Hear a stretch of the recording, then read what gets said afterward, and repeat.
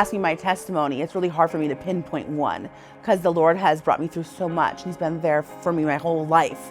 I was severely abused as a child. I saw a lot of different abuse throughout my mom as a single parent. My dad left me at 1 year old and I was abused by him as well. And I ended up dating really awful men that abused me very severely, and I ended up in a really bad guy's hands, and I was trafficked. So because I was trafficked, that left the door open even more. I was addicted to pornography, to cocaine, to drugs and alcohol, to relations with men. And I went down that path and I felt like I couldn't get out. I tried to commit suicide when I was with my trafficker. I just didn't want to live anymore. I felt like, why? I'm not even worthy to live. I was severely beaten the night before, and the next day I could barely walk. The next morning I remember thinking, this is like bad. I have to leave. And he always told me that I was being watched, and if I left, he would know, and it would be even worse. I decided that day with God that it was time for me to escape. It was time for me to go.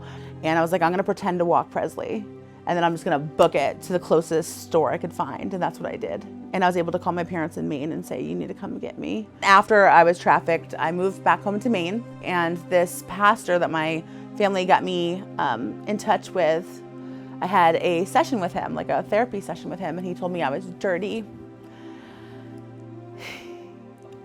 After he told me that I was dirty, I was like, okay, I'm just gonna go back. I felt so gross. It shamed me even more because of what I went through. For him, that pastor to call me dirty, it just made me feel even more shame. So I kind of even stepped away from church even more then, and made me want to do cocaine more. It just left the doorway for me to be buried again, and really just weighed down with shame and guilt and blah. So I moved back to New York with a guy that I had just met. I had applied for a few jobs, and he's like, you're not gonna get a job. And I did. I got a job for bartending at the Nets, and that job saved me. It made me stop using cocaine because I couldn't, they drug tested you. And it gave me my own money, my independence, and a community. Although they weren't the healthiest community, it gave me hope for a future. And I didn't really have hope before that. I felt a push from the Lord, and I heard his voice. He's like, you need to leave New York. And it was before COVID, and now I'm like, oh wow, it was because of COVID that you wanted me to move to Maine. It took me a whole year to find Kingdom Life, and then once I did, I started a life group. I didn't start coming to the church, and I was like, okay, this is cool.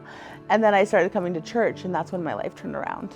So I said, okay, God, I'll move back to Maine, whatever. Like, put my foot down, like a spoiled brat. I was on my way back to New York again to get all my stuff from my apartment. And my landlord's like, everything's gone. I'm like, what are you talking about? My lease is active. He's like, everything's gone. So I went into Burger King, I still remember this, and on the radio I heard All Things New. And then something clicked in me. I was like, oh, that's what you're trying to do. You're trying to give me all things new. I just fully surrendered. I feel like once I fully surrendered my flesh, my plans, and really accepted that God has the best intention for me, He has the best path for me, He has the best life for me, that's when I was like, wow, okay, I don't have to worry about anything. I don't have to second guess anything. I can be full force in love with God and not care what anyone else thinks.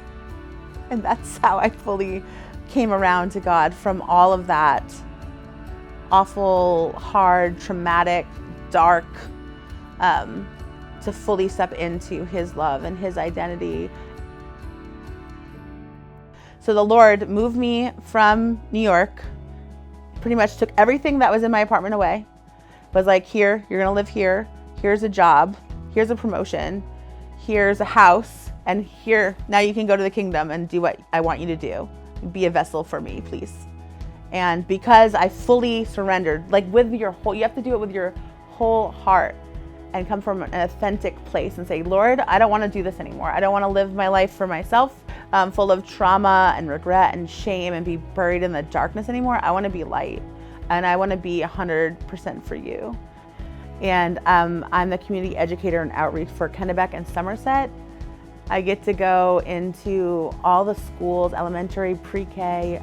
I get to teach them about everything that the Lord helped me overcome in life. Like teach about healthy relationships, red flags of human trafficking. I get to go into the police stations and train them. I get to teach the teachers. I get to go into hospitals and train them about all the darkness that I went through. God is using for my good, and good for the kingdom, not for me personally, but good for the kingdom.